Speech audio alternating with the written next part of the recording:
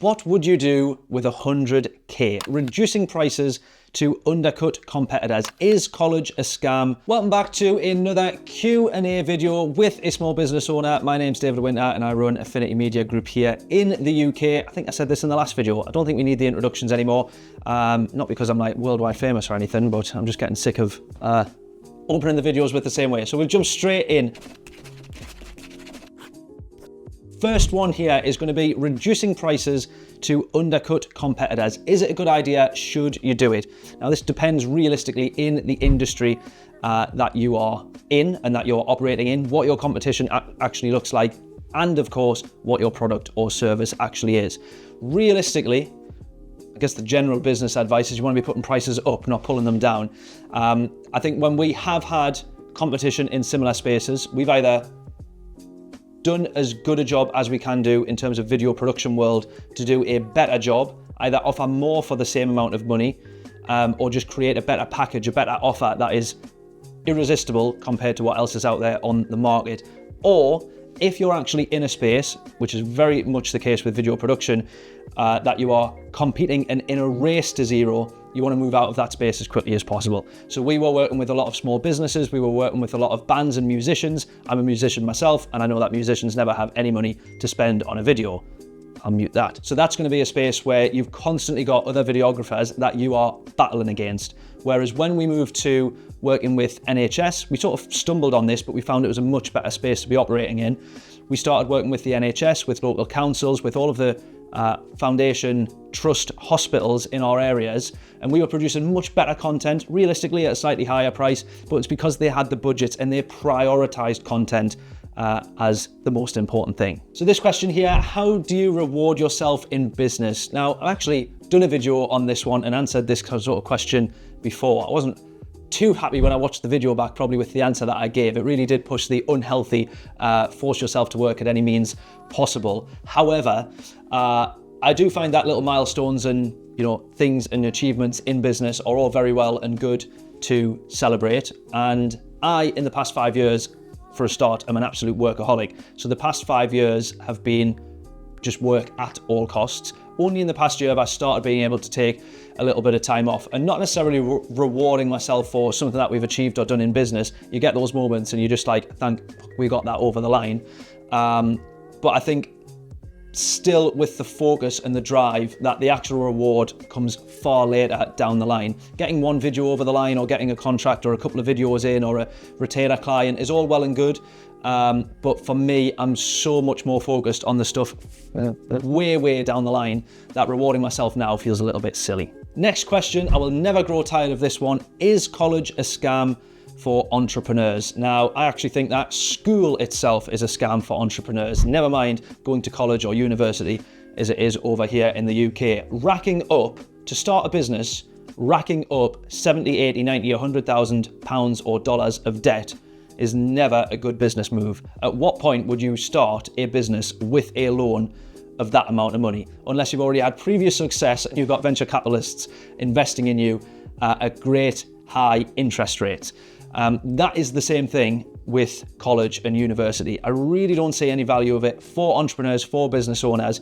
I did GCSE business, I did A-level business, and I can't remember a single thing from either of those 2 or 3 years of education. The biggest lessons that you will learn is actually going out there, doing the work, gaining the clients, building your business, and just ultimately seeing what doesn't work as well as what does work. You will learn more from your mistakes than you will do your successes, and until you've had mistakes, I think it's fair to say that you will not learn. Right, next one. At this point, it's not even a Q&A video anymore. They're just statements. But this guy's saying, it has never been easier to start a business. I guess to weigh in on that, I absolutely agree. But with that, it does actually make starting a business easier, but continuing and growing and actually the first year of your business way more difficult. It means you're going to have a lot more competition depending on the space that you are operating in. I, a few years ago, was bought into the whole dropshipping hype, and even I started a dropshipping business. It failed pretty quickly, but I was probably along with millions of other people who all had the same idea. Especially when it comes to Christmas time, you're trying to run adverts and you're competing against all of the small level businesses, and then you're competing against all of the big level businesses that all want to be on the same platforms that you've got to advertise on. Amazon, Facebook, Google BPC, and YouTube. With that, some of the best advice I've probably picked up myself over the past year is that you want to build a business with a higher barrier to entry. For example, I bought myself a fairly cheap camera, started doing videos. Everybody else who had a camera could do the same fairly cheap videos. An inflatable bouncy castle hire business is also one of the examples we use quite a bit on this channel. And for a few £100, you can easily buy yourself a bouncy castle and hire that out. I know, because I tried that when I was about 15 or 16. Didn't have anybody to drive the vans, but I could have went and bought myself a bouncy castle pretty quickly. With that, if you're going to start any kind of business, you want to look at the market, the competition, the products, the services, and also your audience. Probably one of the most important things. Do as much research as you can as to what people are actually buying, especially if it is Amazon. You can look at all of the search results, you can look at the analytics behind that, and especially on Google as well. It's all well and good seeing a very quick YouTube advert in Instagram reel that says, look at this, you can buy this for 12 pence online and you can sell it for £30. That is not realistic. It doesn't always work that way, and it's not as easy as you think. Next question here, I quite like this one. There's a few different answers. What would you do with 100K? If we are talking 100K, personally, I'd probably be pretty boring and I would put that into stocks and shares. S&P 500, any kind of mutual ETF, Vanguard, fund, whatever. And after about 25 years, if we include an average of 10% growth per year, which the S&P has averaged, I believe, for the past 40 years, we should have ourselves a tidy £1,000,000. I will stick with that. Pretty happy. That'll do me. Actually talking business, then I would be a little bit different. I'd be really inclined to try and invest it in the business, potentially buy a business. But me at the moment, maybe I would want to actually try and grow the team, another video creator or another video editor, perhaps. I don't quite know. But if I'm answering it absolutely today, right now, in this moment, I would literally just have it sat there as a holding run rate. We basically need to clear £96,000 per year before we actually break even. So that would give me 12 months to probably sit back, a little bit less stress, evaluate where we are as a business and try and maybe take a slightly different direction, or it would give us the chance to take a few steps forward a little bit more quickly in terms of some of the other businesses, Affinity Racing, especially as a brand and as a business, really trying to grow that as quickly as possible. But I know it's going to be 5-10 years. Realistically, it's the agency that's funding that. And so if I was to actually have 100 grand, 12 months worth of run rate, we might be able to clear 1 or 2 years where the agency has to fund that for that amount of time and drawing less and less money out of the business. Hopefully that makes sense. That is probably what I would do. Pretty boring answer, but I'd rather play it safe. Next question, in business, how long do you give it? So a little bit of context here. This guy's saying he's in his mid-30s. He's left a good job to pursue a consulting business, but it's taken a few years and it hasn't yet gotten off the ground. He's managing only 50% of what he thought he would be able to do. But the truth is, that is the first few years of business. To answer this question specifically, realistically, 50% of businesses fail within the first 5 years, and only 10% of businesses manage to make it to the 10-year anniversary mark. That is a remarkable amount of businesses that fail. So if you've gotten past the first 2, 3, maybe it's up to 5 years in business, you're already in the minority, regardless of how well you're actually doing. Realistically, business is such a long game. You need to get to that 10-year mark before you can actually class yourself as being realistically established on any level. Anything below that, only really in the first 3 years, 5 years of your business, it's only the clients that you've worked with that actually know who you are. Maybe they've referred you, they've mentioned your name once or twice, but apart from those clients, your friends and family, nobody else really knows the business. And that is a really important thing to bear in mind. Remember, you are not the main character in everybody else's story. I remember that from Chris Williams' podcast. That one sticks in my mind every day. There's many business owners out there. They don't know you and you don't know them. Unfortunately, that is the way that it is. Next question, how do I approach client acquisition? So this chap's saying he's only in his first few weeks of running his business, but he wants to know how to get some clients.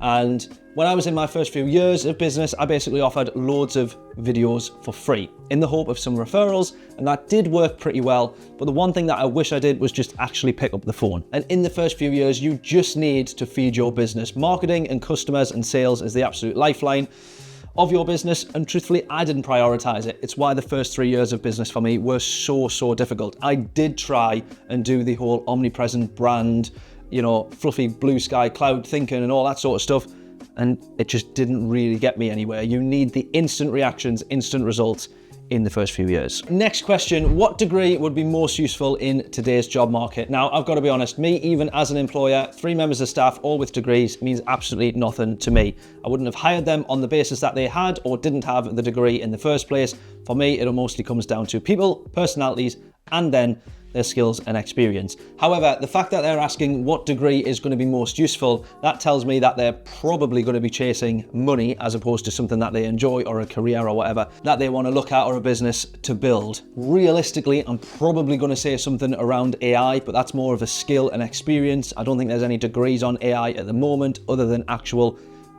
computing technology. But degrees are so far behind that AI and ChatGPT and all of this sort of stuff will be onto version 28.2 million before they're actually put in a university degree. In terms of how far outdated these things are, I remember doing A-level business and one of the modules had only just been added that year and it was about Facebook and Facebook marketing. This was 2015 and Facebook had been out since 2006, 7, 8, whatever it was. It had been a long, long time before they managed to get this module in. And so if we're looking at AI, I do just feel that whatever you're going to learn as a degree is just going to be so far outdated. And there's so much of that I still think's going to be the case. I would actually advise against the degree, but I guess if you are going to go down that route, the most valuable degree is actually one that you enjoy and one that you want to be working in. Next question, absolutely love this one. What fundamental knowledge should I develop to gain an entrepreneur mindset? Now, to me, they're already showing they've got the right mindset. They've actually already reached out, they've asked for help, and they've been willing to learn. In terms of a few things for me to rattle them through in fairly quick fire, one thing is that you need to think about your business model. That is one thing I really, really, really wish I thought about back in the day, or had a better understanding of how you can really build good foundations of a business. The other is understanding that as an entrepreneur, you want to push things forward. You want to be the person that brings the ideas and leads people forward. I thought that I would be able to do that and do all of the work at the same time, which is not going to be the case. And I hate this idea that people think you just pass off work to other people because you're too good to do it yourself. That's not the case, but you just cannot build a big business by yourself. You cannot build a relatively successful business by yourself. All of the biggest businesses in the world, and I would say, were founded by one person, but they were not built by one person. If you live in the UK, chances are your ideas of an entrepreneur is probably a bit of a Del boy, someone ducking and diving, wheeling and dealing and trying to grab whatever they can and sell it for whatever they can. As an entrepreneur though, your role is to think 5, 10, 15, 20 years down the line. What is your business going to look like? How are you going to build it? And what team are you going to build around you? An entrepreneur's role is to grow the business, not operate the business. So you really need to be thinking about what ideas you're pushing forward to innovate in the marketplace, innovate your business, your product, your industry, and how you keep pushing forward. A true entrepreneur or business owner mindset is one that also doesn't give up. Business is incredibly difficult, and those, although we see loads of really great success stories of going from 0 to 100 billion trillion, that is not the norm. That is the exception to the rule. That's why they are hailed as such amazing businesses or business owners. Certainly here in the UK and everywhere else in the world, running a business is very, very difficult. The average net profit of an SME in the UK is only £13,000, which isn't a huge amount when we are comparing it to these huge corporations. The truth is though, I think one of the most important entrepreneurial mindsets we need to instill in the UK especially, but also around the world, is the difficulty of running a business, and that even if you just get past the first 5 years in business, you're already in the minority. Over half of businesses do not make it past 5 years. This actually makes me realize that this entrepreneurship thing is more easily attained than we actually realize. The problem being is that we set ourselves up and we assume we need to be Elon Musk, Jeff Bezos, Richard Branson. We think of these people, these brands, these businesses, not the 99.2% of businesses that actually make up the UK economy. The entire UK economy is made up by SMEs. Last question, really enjoying these Q&As, so if you have been doing so, please do drop your thoughts and some of your answers if you have any in the comments. But to round this one up, we got someone who says, I am scared to outsource, please help. So in this particular example, they're saying that they've had some clients coming to them running a marketing agency and asking for other services that are outside of what this person can deliver. As a result, they don't want to turn down the money, which is probably the first mistake in all honesty in this case. So they want to get some freelancers in to build the websites, do some graphic design, do the copywriting, whatever it is.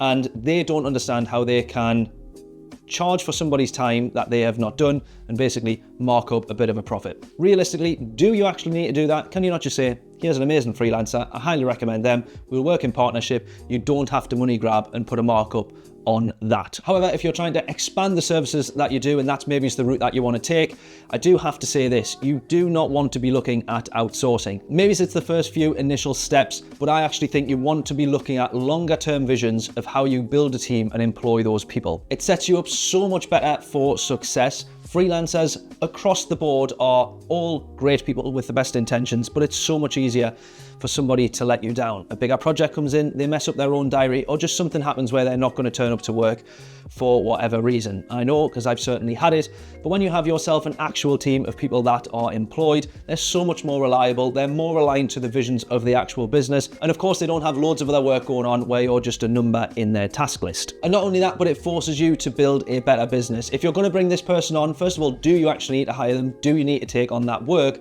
And if you are, then you need to force yourself as a business owner to grow your business and not just operate in it. I speak from firsthand because this was literally what I was going through. I considered getting myself a freelancer that I work with now and then when I needed some help with editing.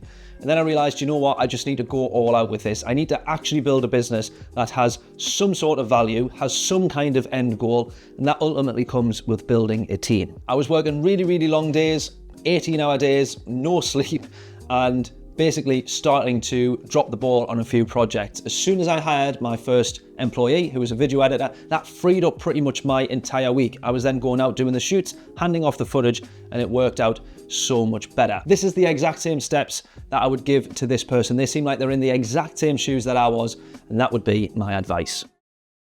So there we go, another 10 questions answered. Hope you really enjoyed this one. If you've got any questions, make sure to drop them in the comments. And if you've got some answers to these questions, please do also drop them in the comments. I would love to know other people's thoughts, people who are on the same journey as me, maybe even a few years ahead as well. I'm sure there'll be plenty out there, and there's so much more that I can learn as well as knowledge that I'm sharing on this channel already. With that, please also hit the subscribe button because we got plenty more videos, loads more Q&A stuff just like this, as well as sharing my journey over the next 50, 60, 70, 80 years, however long I live, in the wonderful world of business. So with that, please subscribe and hopefully I'll see you in the next video.